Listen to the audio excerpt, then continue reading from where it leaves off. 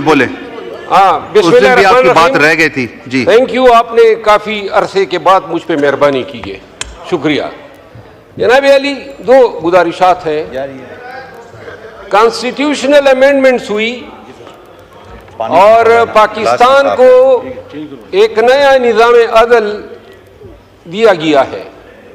इस निज़ाम अदल के नतीजे में अब जो 3 सीनियर मोस्ट जज होंगे, सीनियर प्यूनी जज और 2 नेक्स्ट सीनियर जजेस, उन तीनों की ये तवक्कुआत होगी कि हुकूमत या वज़ीर आज़म इनमें से किसी एक को भी चीफ जस्टिस बना सकता है और यूं इन तीनों में से कोई भी हुकूमत वक्त को नाराज करने की कोशिश नहीं करेगा।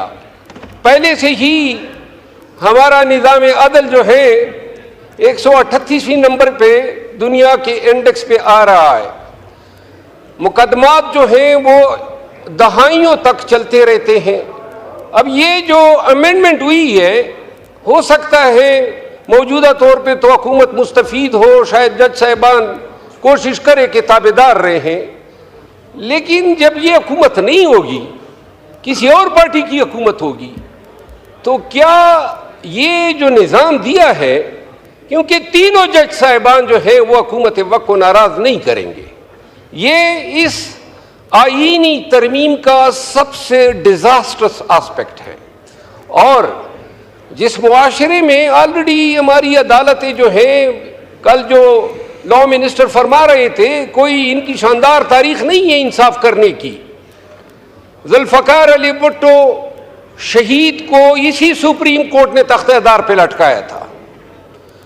इसी अदलिया ने जस्टिस मुनीर भी पैदा किया, इसी अदलिया ने इफ्तिखार चौधरी भी पैदा किया, इसी अदलिया ने साकिब निसार को भी जन्म दिया, जस्टिस डोगर भी आए, जस्टिस खोसा भी आए और सबसे ज्यादा प्रो मुनीर जस्टिस फाइजीसा भी आ गए।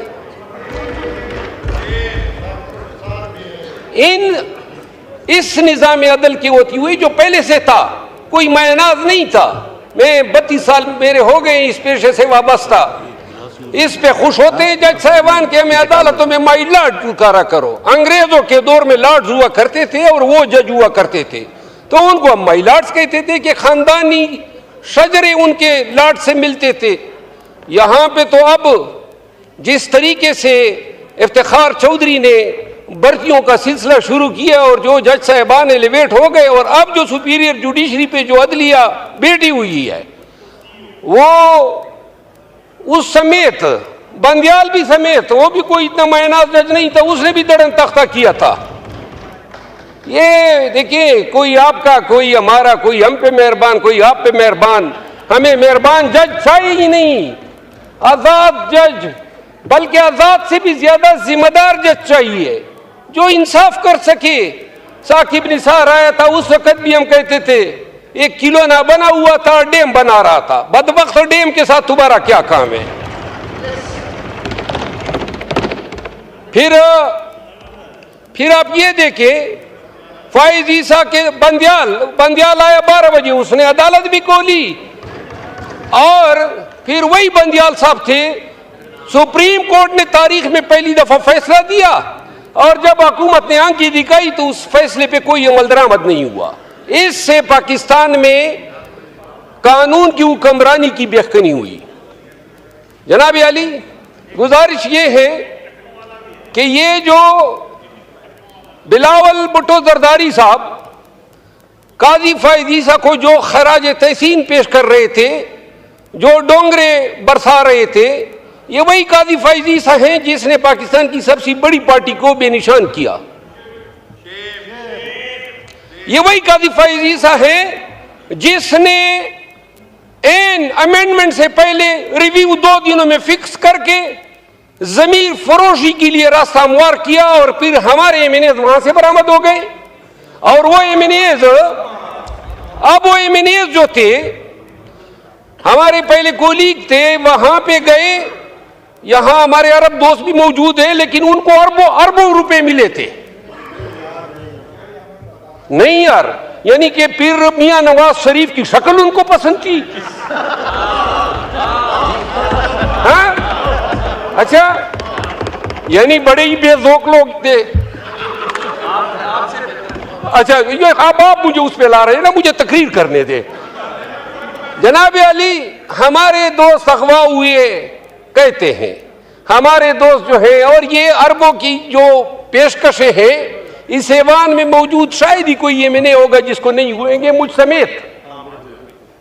हमें पेशकशें हुई, आए जमीर बेचें, और वो अमेंडमेंट होती है कि अगर वो 5 लोग जमीर न बेचते तो शायद ये अमेंडमेंट न होती। हमारे एमएनएस आपको वोट दे रहे हैं, फी सबीलिल्लाह दे रहे हैं, और बात हो रही थी कानून की हुक्मरानी की, जमहूरियत की बालादस्ती की, अदालतों की आजादी की। क्या ड्रामा है, यानी जमीर के मुताबिक। आप किसने कहा? माशाल्लाह। जनाब अली, पीर मियां नवाज शरीफ साहब ने मौके के हिसाब से अदलिया पे अपनी बड़ास भी निकाल दी, और वो तारीख साज शेर कह दिया कि उन्होंने जो शेर कहा, जवाबी शेर तो मुझे आता है, लेकिन मेरे नून के दोस्तों की हया रखने की वजह से नहीं बोलता हूं। नहीं नहीं नहीं, आखिरी बात यह है, ये वक्त गुजर जाएगा।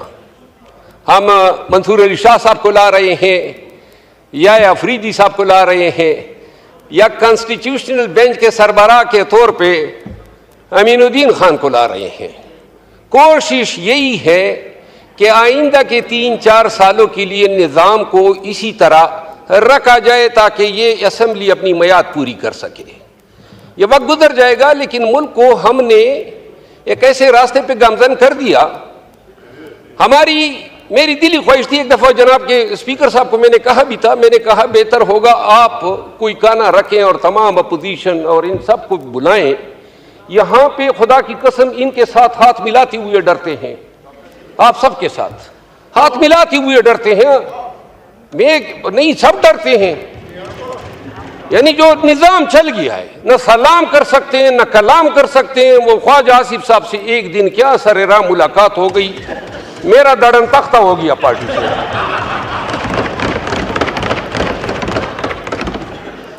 तो मेरी गुजारिश ये है जनाब स्पीकर कि ये जिस तरीके से अमेंडमेंट लाई गई, शायद ही बॉर्डर लाइन पे हम रह गए। थोड़ा सा अगर एक हमें अकोमोडेट कर देते तो ये कंसेंसस से भी लाई जा सकती थी।